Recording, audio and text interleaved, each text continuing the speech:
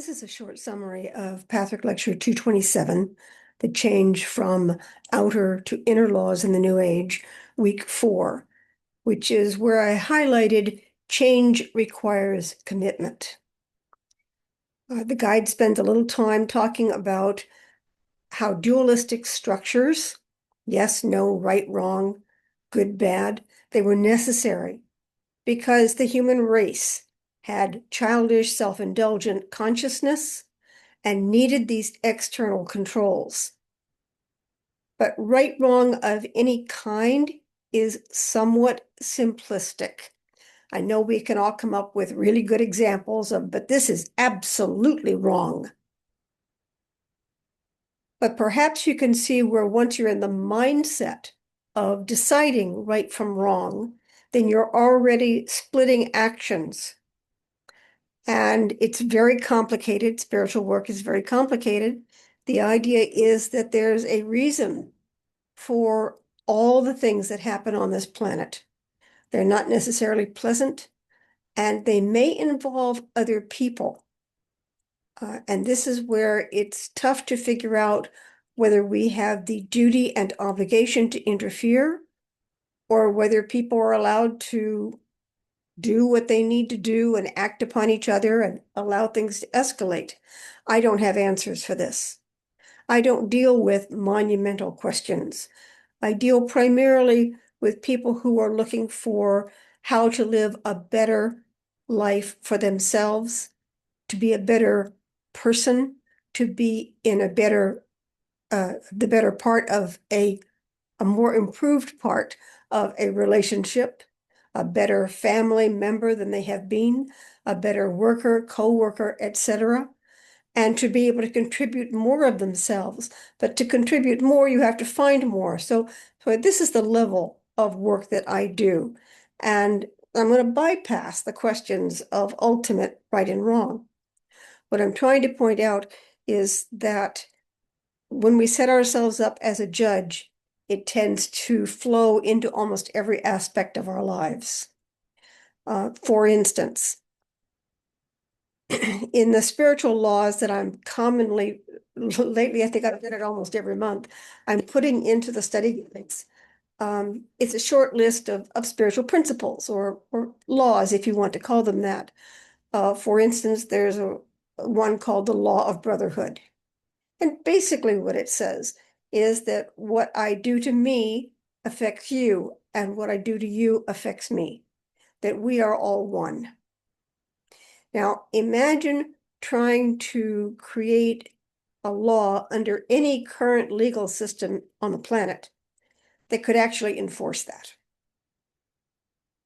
It's not enforceable. We can enforce outer actions, but we cannot enforce inner actions.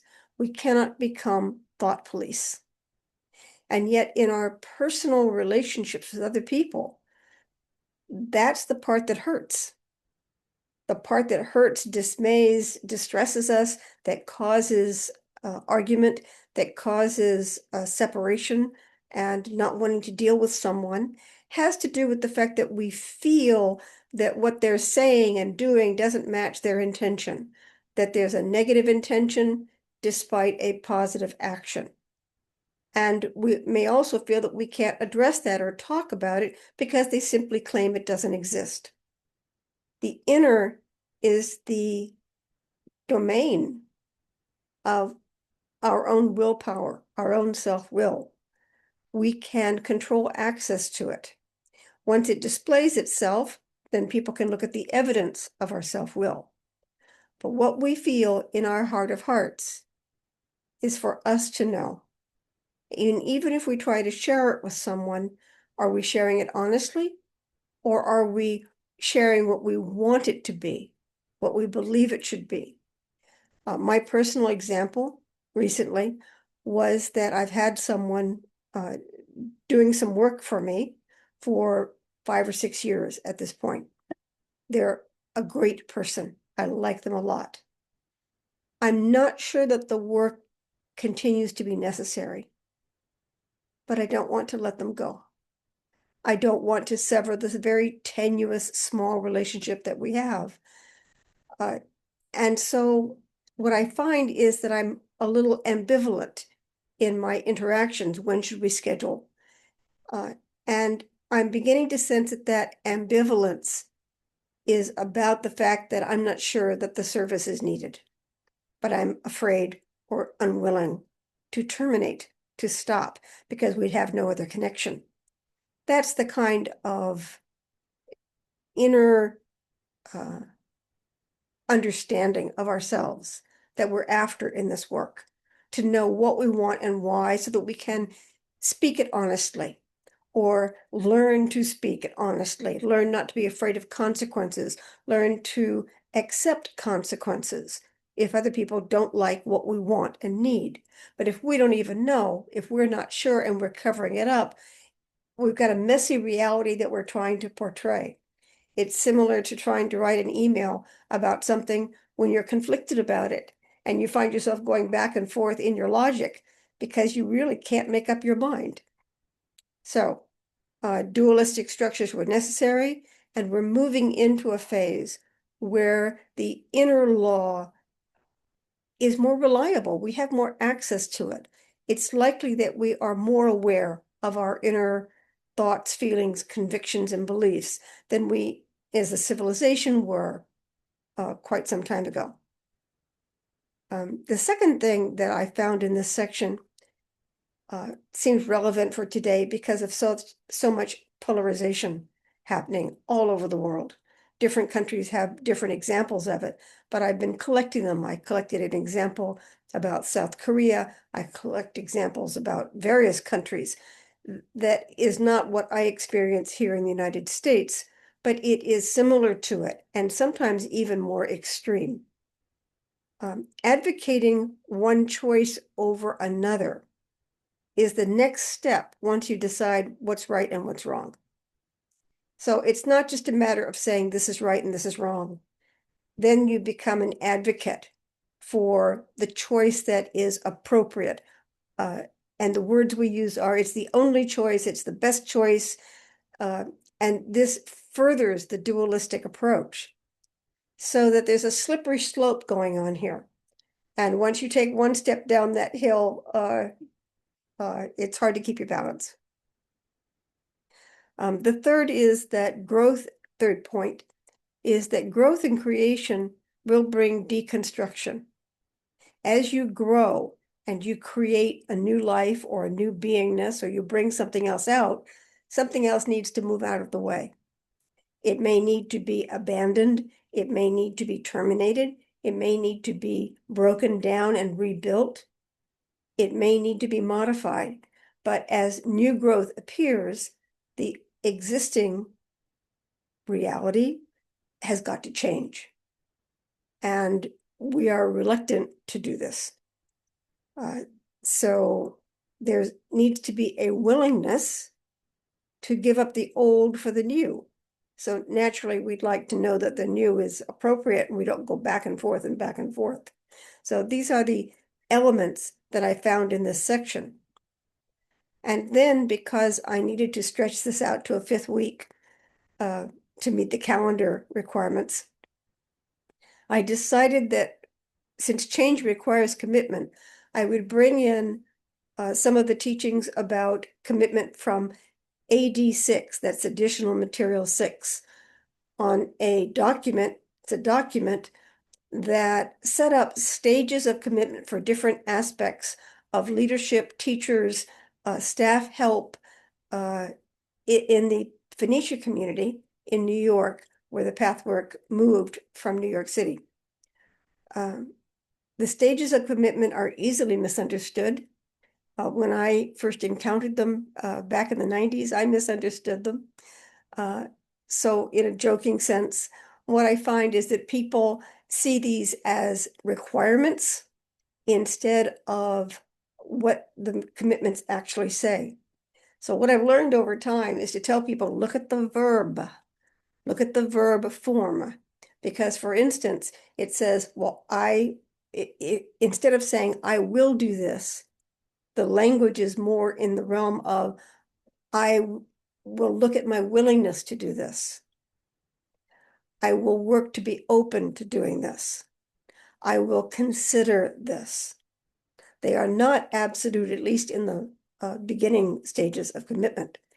But what I do find is this, based on Patrick Lecture 196, which is Commitment, Cause, and Effect, that lecture promotes the idea that once you commit to something, cause and effect come closer and closer together. So imagine that you have an event and then the effect happens 10 years later. Very difficult to connect these two. This does not look like karma. It looks like total circumstance because we may have forgotten the original incident by the time the effect comes up. But at some point, and I'm sure you have such experiences, we have an action, or we participate in an action, we yell at somebody, we get angry, and within a short period of time, there's an effect that we can connect back to the original action. We can see where our irritation irritated someone else, and they in turn exploded back at us. So that it's not mysterious and it's not out of the blue and it's not, I don't deserve this. There's a moment of, aha, I blew up and you blew up. And so instead of escalating this, I'm going to try to bring it back down, temper it back down again.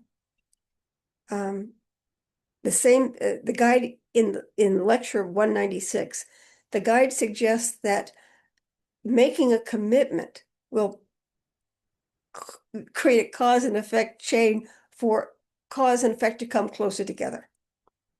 Now, in my experience, I have found that to be true. The important thing is to be able to change that commitment, and you can see why this fits in with the previous part of the Patrick Lecture 227. The idea is that if you make a commitment and it's inappropriate, or it doesn't work anymore, or it needs to be superseded by the other, you need to be able to renegotiate this. It was a blinding concept to me when I first started personal development work, that every word I say wouldn't be written down and thrown back against me one day, which was my family history. That if I say something foolish or I promise more than I can give, that the work is not to give that and stretch myself and impoverish myself to make that commitment happen, but rather to be honest and fair and upright, to share with the other person that I overcommitted, to attempt to renegotiate a good solution. Now, would this leave someone else unhappy? Yes, because they thought they got away with something, or they thought they had an agreement and they did other things based on that agreement. It's a house of cards. And so when I pull out, I also need to be responsible for having encouraged people to make other decisions based on the commitment that I made. So there's a requirement, emotional, spiritual requirement, that I not take responsibility for what everybody else did, but that I accept my part in any consequences that result from the fact that I promised and then I retracted my promise. And part of this is in the retraction to renegotiate. My heart was I was a little bit too generous. I promised too much. I told you I would handle this. I've realized I can't. I would like to figure out what I can handle so that I can do as much as possible based on my original promise to you, but we have to trim this back. Again, they might be disappointed, but that is an opportunity for a more open and honest relationship. Now, not everybody has the same consciousness, so other people have the right, their right is to feel betrayed or to feel angry. They have the right to feel that way. It's not necessarily justified in the way that we say it's justified. So I can't be responsible for someone else's justification of escalating their emotional temperature because of something that I said. And this is where we have to learn to take self-responsibility, but also not try to take responsibility for somebody else's distortion or assumptions about what we said. This is getting a bit wordy, and I apologize for that, but it's a complicated topic. So I brought in AD6 stages of commitment because it mirrored the lecture, because this was my own experience that change requires commitment. And when I made the commitment, change happened. And the last reason I put it in is I host a private group in addition to the public groups that I lead weekly that focuses on various aspects of the lectures and concepts. And the prerequisite for joining that group is to have taken a stage of commitment. So I have made a promise to myself to mention AD6 at least once a year, to hand it out to people and say, what do you think? Just to see if anyone is interested in doing further work along those lines. Now, why would that be a prerequisite? Because when you're working one-on-one and in a workshop situation, there is more of a need for each person to be responsible for their own emotions, to be responsible for their own follow-up than in a more casual sharing environment. So by taking the first commitment, which says, I'm not in this for myself, there's something bigger going on, plus a few other questions that I put in the study guide. It's a way of asking people to take more responsibility for these inner processes that are extremely difficult to educate, to make rules about. So I thought this was a package, and I bundled it up, and that's in week 4 of the study guide. Hope you take a look at the lecture, some of the lectures that are mentioned, and the study guide for a taste of 86 stages of commitment. And thanks for listening.